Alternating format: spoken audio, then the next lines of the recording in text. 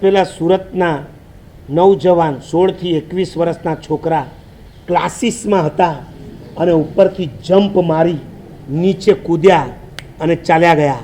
કેટલા છોકરા હતા? 10 થી 12 હતા. આ છોકરાઓ ચાલ્યા ગયા. પહેલાંના કાળમાં આવા ઘટના જોતા નહીં, વાંચતા ને અને વૈરાગ્ય થતા. આજે આવી ઘટના ઘટતી હોય, સામે પોતે ઊભો હોય, શું કરે ખબર? મોબાઈલ ખેંચી અને એના વિડીયો ઉતારવા. કેટલી હદે તમારા પરિણામ નિષ્ઠુર થઈ ગયા. કોકનું એક્સિડન્ટ થાય અને તમે એના વિડીયો ઉતારો. કોક સ્લીપ થઈ જાય ને નીચે પડે, તમે એના વિડીયો ઉતારો. કોક ઉપરથી નીચે જમ્પ મારે ને તમે એના વિડીયો ઉતારો. પાણીના પૂરની અંદર કોઈ ખેંચાય જાય ને તમે એનો વિડીયો ઉતારો. હવે તમને કેવી બાધાઓ આપવી એ સમજાતું નથી. ચિત્તના પરિણામ તમે એટલા સંક્લિષ્ટ કરી નાખો.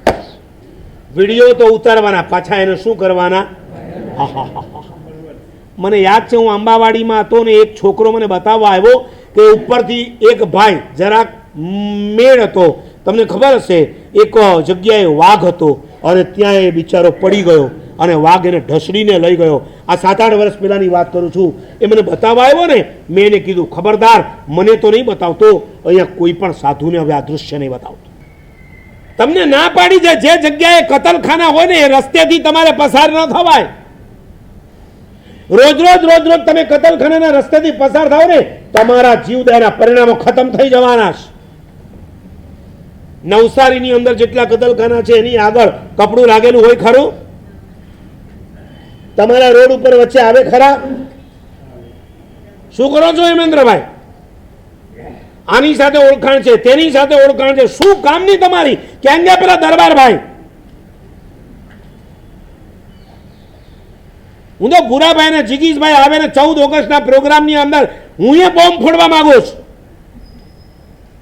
તમને અમારા જૈનોના મત જોઈએ ત્યારે જૈનો યાદ આવે, પણ એ જૈનોની જીવદયા, એના પરિણામો સચવાય એના માટેની કોઈ વ્યવસ્થા જ નહીં.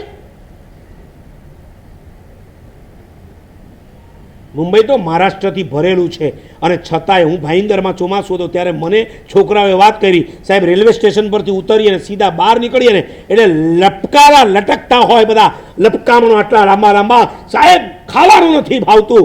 અને અમે એક મોરચો ઉઠાવ્યો હતો. શું મારે આ પાટ ઉપરથી ફરી પાછા મોરચા ઉઠાવવાના છે? આટલા મોટા શક્તિશાળી શ્રીમંત શ્રાવકો અહીંયા બેઠા હોય, શા માટે આવું બધું ચલાવી રહ્યો છે? તમને ન ખબર તો કહી દઉં, ગવર્મેન્ટમાં પણ કાયદો છે કે આગળ તમારે પડદો કમ્પલસરી રાખવો જ જોઈએ. રેલવે સ્ટેશનની આજુબાજુ, હા ત્યાંથી ક્યારેક તો પસાર થતા હશો કે નહીં થતા હો? રાયચંદ રોડ વાળું કોઈ છે કે નહીં? પરિણામો ખતમ થઈ જાય છે.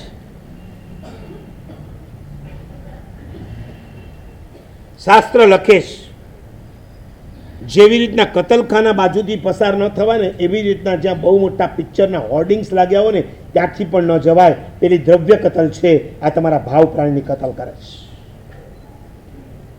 સાવ ખુલ્લા ઉઘાડા બીભત્સ પોસ્ટર હોય ને, અમારા છોકરાઓને હું તો કહી દઉં કે જઈ ઊભા ઉપર જઈ એને ફાડીને ફેંકી દો.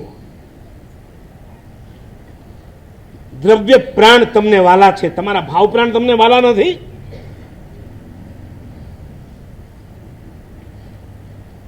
થોભણને વિચાર આવ્યો, શું કરું? ઘટના એકની એક જ હોય છે. યુટર્ન લેવો કે ન લેવો તમારા હાથમાં છે.